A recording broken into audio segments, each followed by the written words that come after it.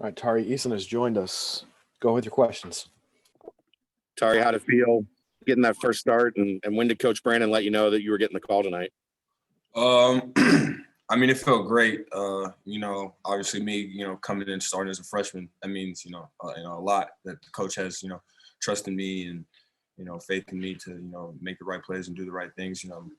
We talked about it earlier this morning, and he just told me, play my game, move the ball, share the ball, and help my teammates win. And that's what I try to do tonight.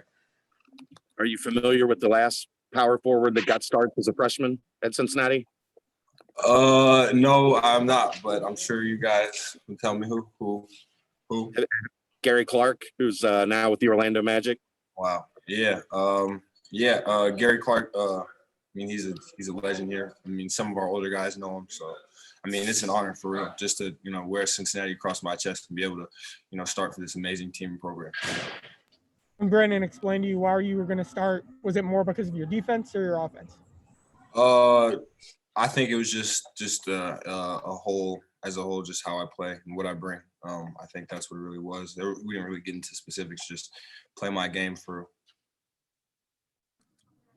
You don't seem to get rattled much out there, even as a freshman. Is that just your personality? You've always been that way? I mean, I wouldn't say I've always been that way, but I feel like, I try to kind of really get really locked in, especially in high pressure moments, playing games and stuff like that. I try to really, work on my breathing and stuff like that so I can just kind of stay at a level head and perform. How was your comfort level? Game 3, cross-down shootouts out of the way. How did you feel out there for your first start?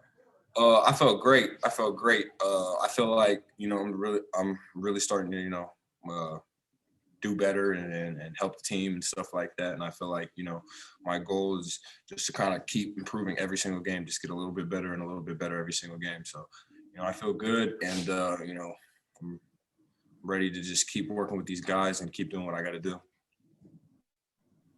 Coach talks a lot about roles for individual players. What do you feel like your role is on this team right now? Just do what I got to do to help the team win, defend, rebound, hit open shots, pass the ball, move the ball, also really defend, just do whatever I got to do to make the team win. How much of your offensive game have we yet to see? And it's been a lot of around the rim stuff, but I know you've got some perimeter stuff to your game as well. I mean, just when the coach feels comfortable for, me to do more, then we're gonna do more. For right now, I'm doing what I got to do to make the team help the team win. So that's all that matters to me. You didn't play nearly as much in the first 2 games of the year. What do you think that you showed, I guess, in practice in the first 2 games that led you to get more time? Just, that I never let up. I always, try to play hard and, in practice, still try to play hard. And, I didn't pout regardless of, what happened. I just, I talked to my mom, talked to my family, just what do you got to do better? It's never anybody else's fault. You got to do what you have to do to put yourself in the position to succeed. So I just tried to, work hard, bring a better mentality to practice and really lock in this past couple weeks to just do what I got to do, get on the floor.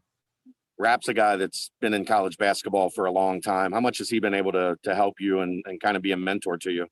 Man, Rap's been huge. I mean, ever since he even, got here and I met him, he's always been really a big brother and just a good guy for me to, learn from and get tips from. And he's always been helpful for me. And even tonight, he patted me on the back and talked to me. He said, just play your game. You're going to do fine. And that really helped. I think that was really big for me. Just him kind of patting me on the back and talking to me before the game.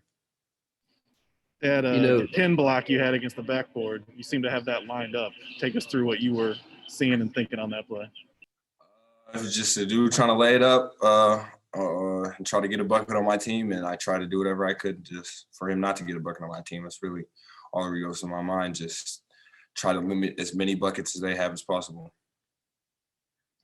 The guy who wore that number 13 before you, Trayvon Scott, was pretty good around the rim too. You had the chance to ever talk to him at all or sort of look over his play style back when he was with the team? Yeah, I mean, I've looked at Trey's play style before. Obviously because last year, when I committed here, I looked at Trey and you know what I'm saying, certain things that he did. I talked to him more on my visit. I mean, I don't know him that well, but I mean, I hope to, you know what I'm saying, talk to him soon and just, build a relationship. Any tips he can give me, anything he can just help me learn. I think that would be big for me. Can you describe the value that Keith Williams brought today? You said what? Can you describe the value of and the importance of what Keith Williams did today? Oh man, Keith, I mean, he always brings just a tremendous, not only scoring presence, but defensive presence, to the team.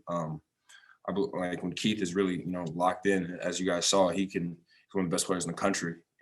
So hands down. So it's just, I feel like when he's locked in, and I'm saying, we're all locked in, we're a really good team. Anything else for Tari? All right, Tari, thank you very much. Thanks, Tari. Thanks, Tari. Appreciate it. Sorry.